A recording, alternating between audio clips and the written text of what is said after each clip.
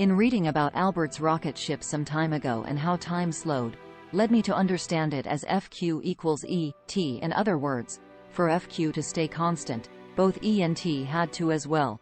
In analogy, please consider below. In retrospect, as in EE some time also ago, I used to skew clock cycles via Boolean logic. I could make one side of the clock as long or short based on design. For the sense of universal time, one of our personal clocks of course is the second, which can be divided into picoseconds, etc.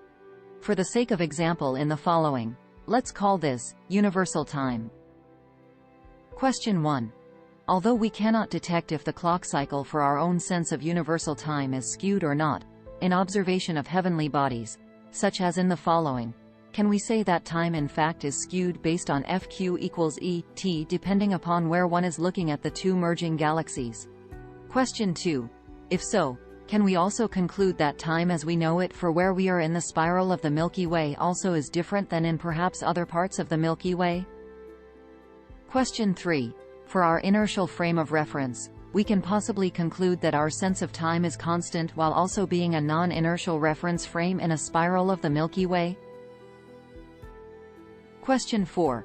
Per Fibonacci, could we further say that our universal time in the Milky Way is subject to it? Question 5 inches. Have you thought about galaxy spirals with respect to Fibonacci? That is, in terms of the characteristics of the spiral itself, similar to the following pattern. Theory for me. Theory is just my theory.